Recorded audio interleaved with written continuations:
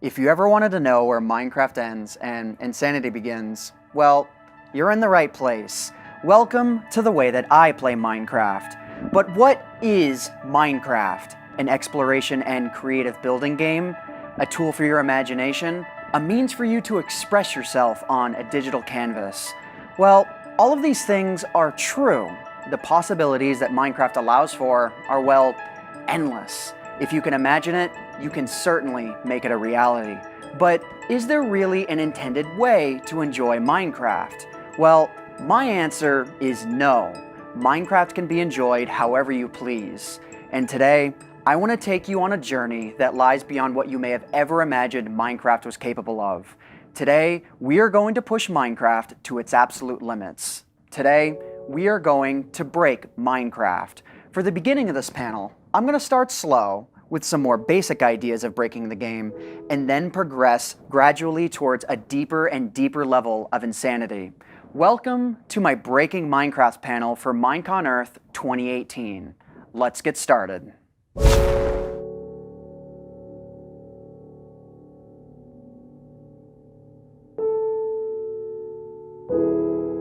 Have you ever seen anything in Minecraft that just made you look twice at what happened? That left you wondering, perplexed, and maybe curious? Have you ever been so mesmerized by some freak occurrence that you couldn't help but indulge your curiosity and try and learn everything you could about it? Well, you're in the right place. First off, let's take a look at some of the ways that you can break Minecraft with little to no effort on your part. Feel free to give these a try for yourself as I'm doing them. First off, let's start off easy. Get a boat, find an ocean, or create a path of packed ice, and just go. If you weren't aware of this mechanic, it might seem shocking, though oddly fitting for Minecraft, that this traveling on a sheet of ice on a boat is one of the fastest modes of land transportation in the entire game. It's also just super fun to spin out with this setup. But maybe exploiting land transportation isn't for you. So next up, let's exploit sky transportation. While you could always just create a piston and slime block machine, set it running, and forget about it, as of Minecraft's update Aquatic, that might become problematic unless you also sleep every couple of days in-game due to the new phantom mob that attacks you if you haven't slept for an extended period of time. So the obvious choice here is to break the functionality of elytras. While obtaining tridents and fireworks to extend your flight duration might seem like what I'm getting at here, actually, there's a much simpler way to fly with an elytra non-stop until it needs repairing. All you need is a launch tower and some good timing. After diving off of a launch tower, if you fly down at a 40-degree angle for about 100 vertical blocks or so, then shift towards flying 40 degrees up, and then rinse and repeat the process, before too much longer, you'll begin to notice that you're actually gaining height with each pass. Before elytras could even benefit from fireworks, and before tridents even existed, this was the only way to fly for upwards of 20 minutes at a time without landing even one time.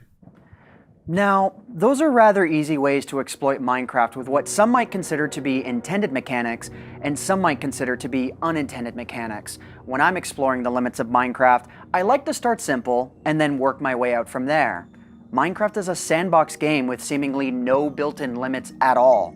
No limit to how much you can build, no limit to how far out you can adventure, or how far out you can travel. At this point, I've shown you how you can travel as fast and as far as possible with mostly intended mechanics. Using the Nether, an elytra with fireworks can allow you to travel hundreds of thousands of blocks in the overworld in just a couple of hours. With all of that in mind, I want you to think about something. Given how Minecraft is generally considered to be infinite in size, how far out can you really travel in Minecraft? Is there any limit at all? Will Minecraft forcefully stop you at any point along your adventure? Well, let's go ahead and let's push this question to its limits. Depending on which version of Minecraft you're playing on, whether that be Minecraft Java Edition or Minecraft Bedrock Edition, the answer to what limits lie ahead differ quite a lot. First up, I'll start with the limits of Minecraft Bedrock Edition, and then answer for Minecraft Java Edition. So, Hitting the limits for this version of Minecraft is really quite easy, and there's a lot of individual limits to be had. For the first 262,144 blocks that you travel away from the spawn point, things function pretty much like normal. But beyond that point, things start to get a bit weird. If you pay close attention to the ground, your surroundings, and the behavior of other mobs around you, it becomes clear that everything is stuttering. If we double our distance to 524,288 blocks out, the effect itself also doubles and will double every time we double our distance from here on out. But that's not all. If you've been trying this out for yourself, you might notice that, alongside the increased stutter, it's actually becoming more and more difficult to simply just walk around. It's like the terrain is fighting against you. If we quadruple our distance from this point and go 2,097,152 blocks out, it becomes impossible to crouch walk along the axis that we're walking on. But that's actually the least of your worries at this point. If you're playing on survival Minecraft anyways, you should not attempt to travel beyond 1 million blocks at all. From this point, it becomes possible to fall through the world itself because of the math that governs the internal position of blocks actually causes a phenomenon that you can't even see yet, which allows you to fall right through the world, all the way into the void. From this point, if you want to travel any further, it's best to just use creative mode with an elytra and fireworks. So, does it seem like we've broken Minecraft enough yet? I mean, we've already covered how it's possible to fall right through your Minecraft world in a way that might only take you a couple of real days to pull off in survival mode if you really went for it. Well, if you're still here and you're still interested, we are only just getting started. Everything I have to cover from this point on borders on absolute insanity. So, let's continue. So here's where things get really intense. The next world limit actually differs depending on which platform you're playing Minecraft Bedrock Edition on. If you're on the Windows 10 variation, once you travel 12,550,824 blocks out, world generation stops almost entirely, with the notable exception of structures, villages, low-level lava, mesa biomes, and frozen ocean biomes. And in case that wasn't crazy enough, when we arrive 16,777,216 blocks away from the spawn point on all Bedrock Edition versions, this phenomenon appears. This is what is known as the stripe lands. Remember that issue that I mentioned before, where the math that governs the position of blocks becomes more and more broken, allowing you to fall through the world? Well, now, this is the point where you can finally see that in action. But if instead of traveling out on just one axis, we instead travel out on both axes, then the stripe lands cut through on both directions, causing the pattern that you see here. And this specific issue, the stripe lands and the corner stripe lands, don't get any worse until we try to travel over 33 million blocks away. Unfortunately though, the teleportation limit for Minecraft on all versions of the game is 30 million blocks. So for now, that's our limit. So yeah, for Minecraft Bedrock Edition anyways, that about covers the world's limits. But there's one key detail that I left out. One event that used to occur in older versions of Minecraft Java Edition and still occurs on some mobile variations of Minecraft Bedrock Edition, the Farlands. Like I mentioned before, in the Windows 10 variation of Minecraft Bedrock Edition, world generation as a whole stops almost entirely.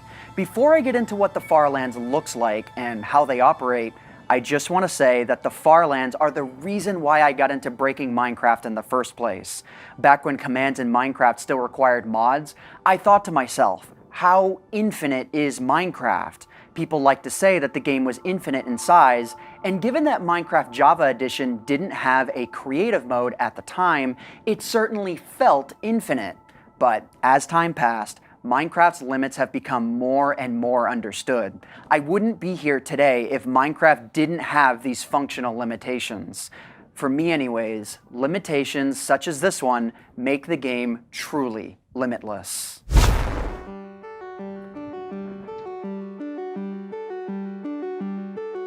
The Farlands, one of the first discovered limitations of Minecraft.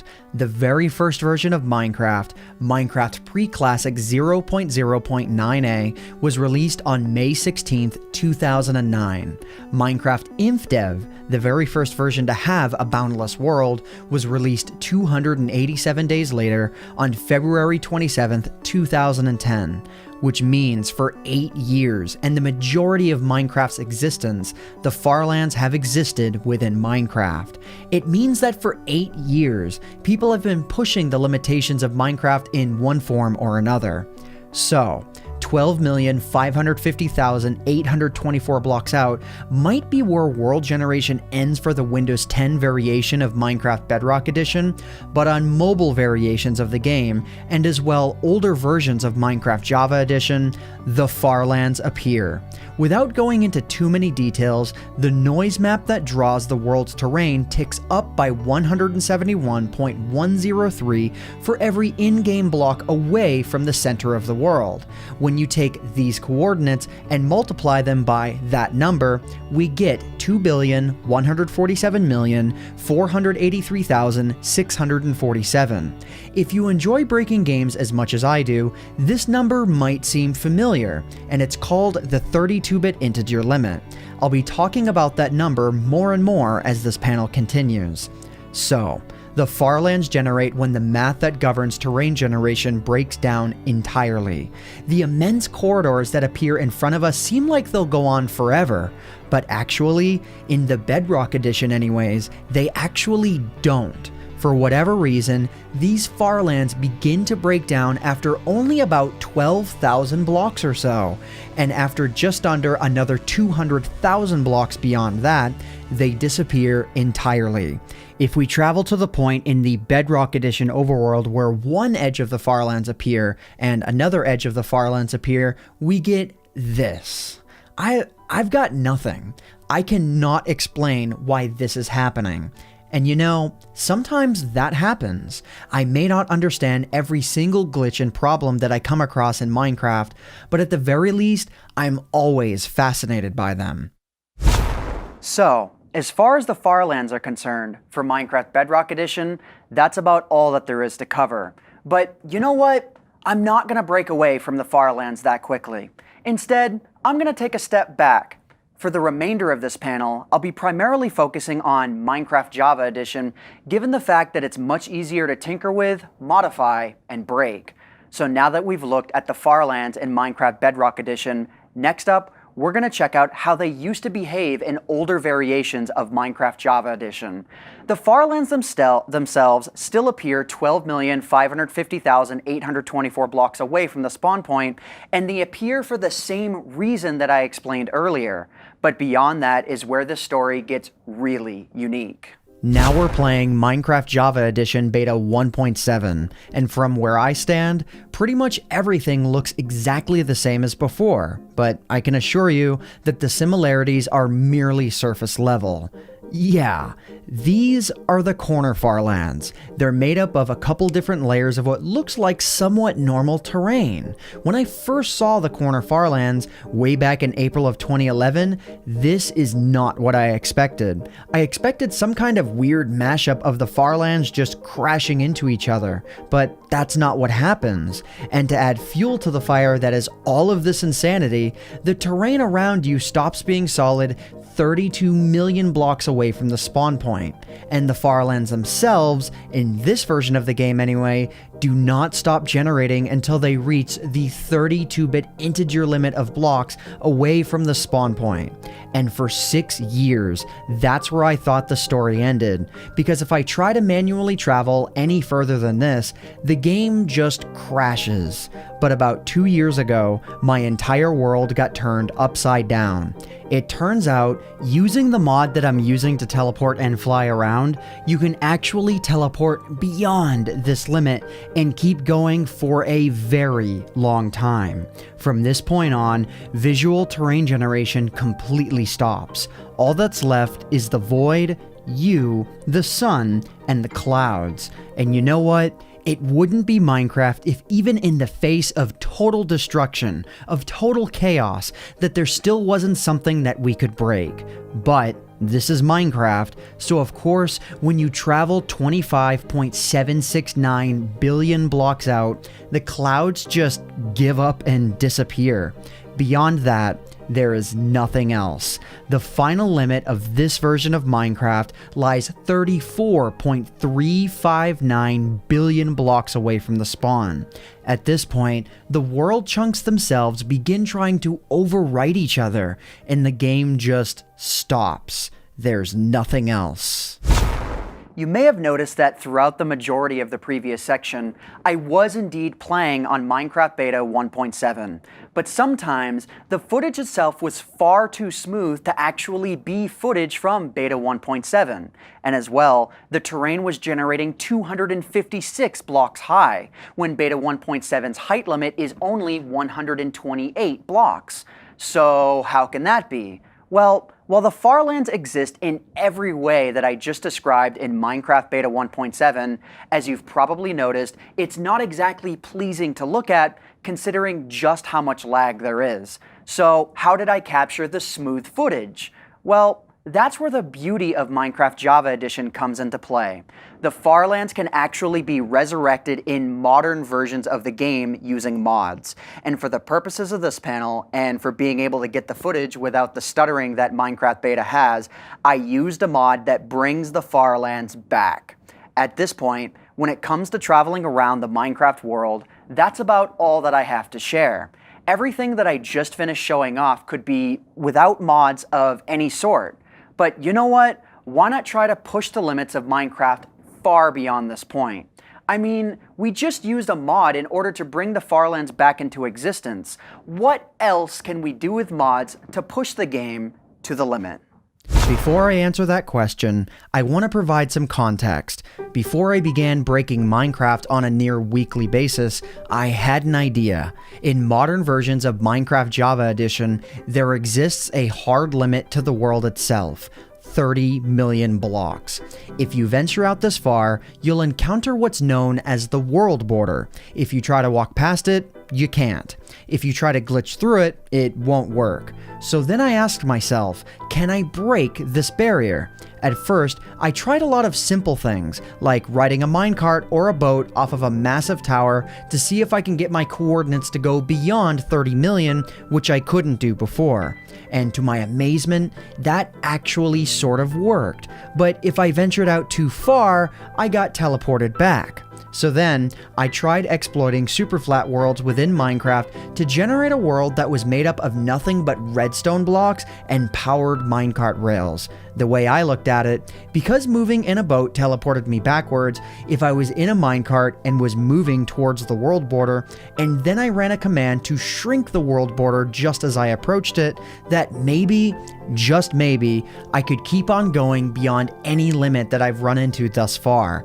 And amazingly, that worked too. The minecart just kept on going and going and going until it reached 30,224 blocks, at which point I became stuck and couldn't go any further. Now, from the sound of things, that's where the story ends, right? Well, for almost 8 months, that was the end of the story. But then, seemingly out of nowhere, I was given the idea to just decompile the game, which modders have been doing for a long time now, delete the text involved with the world's limitations, and then recompile the game. And that, to my complete astonishment, worked perfectly. I could teleport beyond the world border and just keep on going. But that world border, that thing was keeping me from building and keeping me from playing on survival mode without dying. And on top of that, I also couldn't teleport beyond 30 million blocks still, making the exploration of the game's limit kinda tough. So next up, I was determined to modify the game in the same way as before to delete the built-in teleportation limit and delete the world border itself. And again, I was successful. I can now teleport beyond the original world border and generate terrain underneath me well beyond 30,240 blocks. So now that we're here, is there anything new to learn about how Minecraft operates this far out? Well, actually, all things considered, the game runs quite stable, and the old glitch from Minecraft Java Edition Beta 1.7 that caused terrain to stop being solid 32 million blocks out just doesn't happen at all. While there's all sorts of little things that go wrong when we travel a billion blocks out in this case, such as TNT being all funky and pretty much all entities not acting quite right, the game, when torn apart this hard, is still quite stable. Now we've opened up the Pandora's box of Minecraft. Not only have we broken the game without any modifications whatsoever, but we've started breaking it by modding the game and bending it to our will. Breaking Minecraft the way that I break it is all about asking one very simple question. Can we break it even more? No matter how crazy the results are, no matter how satisfied I feel with what's happened, the question always remains. Can we break it even more? And the answer is, of course. Why stop now? So, let's get into it. What more could we possibly do to break this game? What did Minecraft do to deserve my never-ending onslaught? Well, it exists, and this is fun. For my next trick, I don't even have to modify Minecraft any further than I already have. Instead, I'm gonna ask a very different, very simple question. Now that I've removed all teleportation limits from the game, what is the true height limit of Minecraft? Without this mod, the highest that we could teleport is just over 4,000 blocks, but now we don't have that limit, and because we're not generating any new chunks, we should be able to go as high or as low as we want. If you had to guess what the height limit of Minecraft would be, what do you think it would be? The 32-bit integer limit of 2.147 billion? Maybe the 64-bit integer limit of 9.223 quintillion? Maybe something even higher than that? Well, the answer is insane, and yet again, there's a couple of different answers here. The height limit for how high you can go before you can't freely fly up or down anymore is 2 to the 52nd power, but you can still enter free fall from this height. Losing the capability to enter free fall only goes away at 2 to the 55th power. From that point, the only way that you can move around is by teleporting. And what, might you ask, is the teleportation limit for Minecraft? Well, it's the real highest number that Minecraft and even Java itself can understand, which is 2 to the power 1024. If you try to surpass this, Minecraft will just outright refuse to believe that what you typed in is even a number. And if you try to use external tools to force the number any higher than this, then that program will also tell you that the number is not within the acceptable range. I hope at this point you're not overwhelmed by the plethora of information that I've been throwing at you. So, to back away for a moment, let's recap. We've started by taking advantage of elytra flight in order to prevent the need to land once we've taken off without the use of fireworks or tridents. Then, we checked out what even exists at all of the traveling limits of your Minecraft world. And then, we took it up a couple of notches by just modding and bending the game to our will to extend those limits. And when it comes to modding, the sky is truly the limit. So, we've broken the limit for how far up or down we can teleport in Minecraft. But to me, this begs another question. One of the last questions that I have for this panel. Now that there are no more limitations as to how far up or down we can go, can we break the limit for how far up or down terrain can generate? Yeah, what I'm asking is, can we shatter the height limit for building? Can we build above the 256 block height limit? And unsurprisingly, the answer is yes. Meet the Cubic Chunks mod. This is a mod for Minecraft that fundamentally changes how the game stores the blocks around your world. Instead of each chunk saving as a 16 long, 16 wide, and 256 high section of terrain, it instead saves each chunk as a 16 block cube, hence the title of the mod, Cubic Chunks mod. So how does a mod like this allow us to break the vertical limitations of the game even further? Well, think about it this way. The same way in which chunks load and unload from side to side when you're traveling around your world, they can now unload in much the same way vertically. Using the mod's built-in customized world settings, we can even generate worlds hundreds, thousands, hundreds of thousands, or even millions of blocks tall.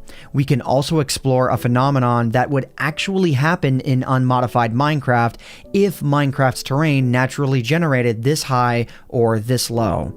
The vertical farlands. That's right, the farlands aren't limited to the horizontal axes. If we travel double the distance of the original farlands, but vertically in either direction, we will encounter them. They look pretty much the same as the original farlands, except on a vertical plane instead of a horizontal one, but with the stark exception of the void corner farlands. Just like the name implies, these are the farlands that occur when the edge farlands clash with themselves, creating the corner farlands, and then those clash with the vertical farlands. If you've ever desired a concrete definition for what the bowels of insanity are in Minecraft, this is about as close as I think we are ever going to get to that answer. It must feel like at this point that breaking Minecraft is never ending. And so far, that's absolutely true. There are things that I figured out in regards to breaking Minecraft that I only found out about while writing the script for this panel. And I've been breaking Minecraft for years. To end off this panel, I want to share one last thing with you. A glitch that's been around for quite some time and is really easy for you to try out for yourself. While the majority of what I've been showing off for the past 15 minutes now might seem a little too difficult for everyone to try out on their own, this last item is one that every single person who owns Minecraft Java Edition can and should try right now. On screen, I've overlaid a glitched Minecraft seed. In order to see for yourself just how glitched this seed really is, type in the seed when generating a world, change your game mode to spectator mode, and just take a look underneath your world. The repeating caverns that will appear in front of you are never ending, and there are hundreds of thousands of these caverns scattered all throughout this world. It's even possible to find never-ending, intersecting ravines that will only be broken up by things like rivers and ocean biomes. And you know what? Just for fun, to finally put this panel to rest, this seed, when combined with the cubic chunks mod that we checked out earlier, allows for these repeating caverns to appear vertically as well. And after searching around this world for about an hour when I initially found out about this glitch, I found a cavern that intersects with itself in such a way that creates a never-ending, spiraling hole that you can just fall through forever. From the surface of the world all the way down to the vertical farlands, you can just keep falling forever and ever and ever. And that just about covers everything that I wanted to cover for this MINECON Earth 2018 panel. While I definitely covered a lot of subjects throughout the entirety of this panel, there are so many more interesting ways to break Minecraft that I wasn't able to cover today. Like how I put over 1 Google items into a single chest, or how I broke pretty much every single enchantment in the game, or how I got Minecraft's in-game sun to run backwards without mods. But I want to give credit where credit is due. At the end of the video, there are the names of everyone that I can recall that have helped me in one form or another along the way. I hope I didn't forget any names. Some of them I may have only worked with on 1 or 2 occasions, and some I've worked with repeatedly over the years to uncover some of Minecraft's biggest mysteries. So, yeah, that just about does it for me for now. If you enjoyed this MINECON Earth 2018 panel, let me know by getting in contact with me on Twitter at twitter.com/AntVenom, or by checking out my YouTube channel at youtube.com/AntVenom.